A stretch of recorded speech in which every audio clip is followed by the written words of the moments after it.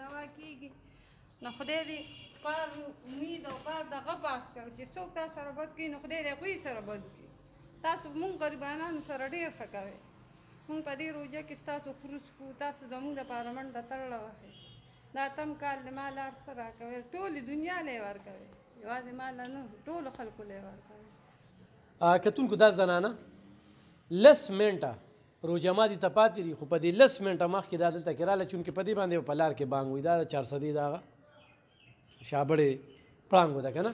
څو کالونه دلته کې راځي؟ زما دا اتم کال دی جي. نو دې ټیم ته وګوره ډېر نه بس ډېر ناوخته دی جي، خو زه دا پردی منیاري خرڅوم، یا ماته 300 روپۍ ورځ پاتې شي یا 400 روپۍ ورځ پاتې شي. زما فیس ګزاره نه خپل محنت کې خپل محنت کومه. څو بچي دي؟ زما 5 بچي دي، 4 جنکۍ دي، یو هلک دی، خو هلک ډېر وړوکی دی، تو 9 کالو دی.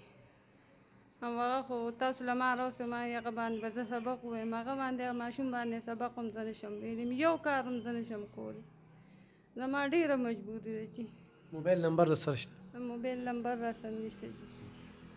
او دا زه پردی منیاري خرڅوم، ما سره به د دې خلکو ډېر دغه یي چې ما سره مدد وکړي چې زه دا منیاري خپله کړم، چې زه خپله شکرې ځان دغه کړم. زما بچو ته به رزق په مړه میلاوي. چېر کوم ځای کې وګرځېدې؟ زه هر چند ته تلم جي.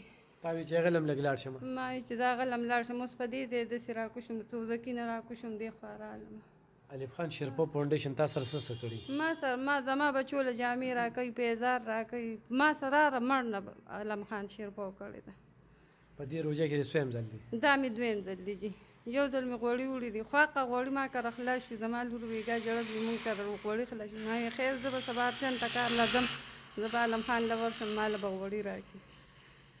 غوړي ډېر ګران دي، بس نه شو اخیستی جي. نو ګرانو کتونکو الف خان شیرپو فاونډیشن د خلکو په یو امید باندې راځي. دې منیاري خرڅه کړې ده، خو د سار نه د دې په ذهن کې به الف خان شیرپو تاوېده را تاوېده. 10 منټه ځان ته پاتې چې په دې ټایم باندې دلته کې راله.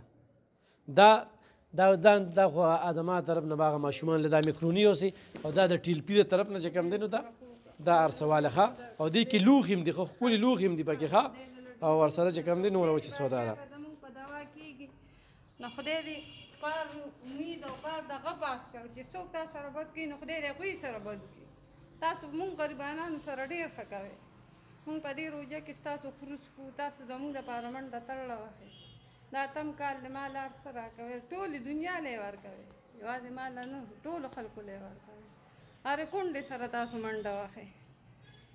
بس کتونکو دا کونډه را سره سپانسر کې د دې دغه 5 بچي دي، یو وړوکی هلکی دی، دغه منیاري خرڅي دا ګوډی ورسره دی، دا منیاري ده، خپل محنت کوي، بې ځایه وخت نه تېروي، خو بیا خو هم په دې کې خېټه ساتل په دې ګرانه کې ډېره ګرانه ده. اوس تاسو مرستې را سره وي، دې ته وګورئ، دې خلکو سره ښېګړې وکړئ، په خپله راشئ، کورونو ته مله بوځم، دا دلته کې راځي، هفته پس راځي، 10 ورځې پس راځي، تپوس کوي، بچو له دا کپړې اوس غواړي، اختر را روان دی، نو خو د اختر له څوک در سره کپړو یا د پیزار په شکل کې کولی شي، نو دا هم ډېره ښه وي.